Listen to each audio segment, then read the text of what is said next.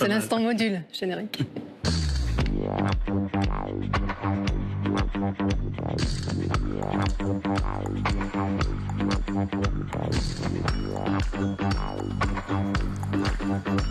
Salut à tous, j'espère que vous allez bien. Bienvenue dans cette émission. On commence directement par un fait divers effroyable, l'affaire Sophie Lyonnais. Sophie Lyonnais, c'est cette jeune fille au père de 21 ans dont le corps a été retrouvé calciné dans le jardin d'un couple de Français vivant à Londres. Ce sont eux, Wissem Medouni et Sabrina Kouider, les meurtriers présumés dont le procès s'ouvre aujourd'hui. Alors ça nous a intéressé, cette affaire-là, non pas pour ce procès, toutes les caméras y sont et vous le suivez bien évidemment sur France Info, mais nous on a voulu parler à des jeunes filles au père pour qu'elles nous racontent, pour qu'elles nous disent comment elles ont vécu cette expérience ou plutôt ce calvaire, car oui, être jeune fille au père, ça peut être traumatisant, vous allez les entendre, pour elles ça n'a pas été très agréable.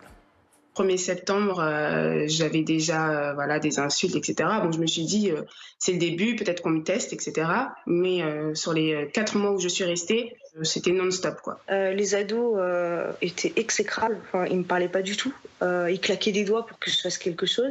J'ai eu un accident de voiture avec la voiture de mes hostes. Donc j'ai averti la mère pour lui dire voilà, je viens d'emboutir votre voiture. Et selon le contrat des opères qu'on a avec les agences, si on a un accident avec la voiture, on peut payer pas plus de $500. Et moi, comme une débile, j'ai accepté de lui montrer ce que j'avais sur mon compte. Et j'avais un peu plus de $1000. Et là, d'un coup, elle passe devant moi, elle tape les $1000 et elle prend l'argent. Ils balançaient leurs vêtements par terre, je devais les ramasser. Il y avait de la nourriture qui traînait sur le sol parce qu'ils faisaient tomber quelque chose, ils ne le ramassaient pas. Je lui dis mais vous n'avez pas le droit de faire ça, vous me rendez mon argent. J'aurais demandé de me rendre l'argent, ils m'ont dit absolument non. En fait, la mère était très angoissée. Donc oui, c'était de ma faute si les enfants ne l'écoutaient pas à elle. Et ça faisait seulement 3 semaines que j'étais là, donc je pouvais pas changer grand-chose en fait. Et donc c'était aussi de ma faute si elle allait perdre son travail. Ma mère, elle arrivait le soir, elle me demandait à quelle heure on mangeait parce qu'elle avait faim.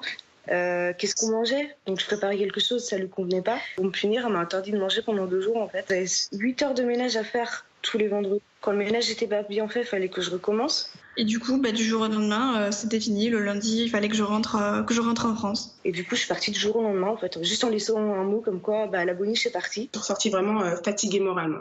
Je me sentais tellement impuissante et faible, c'était horrible. Il y a un moment, on se sent vraiment rabaissé parce qu'on est juste là pour faire le ménage. Faut faire attention en fait, faut faire attention et surtout, dès qu'il y a un problème, en parler.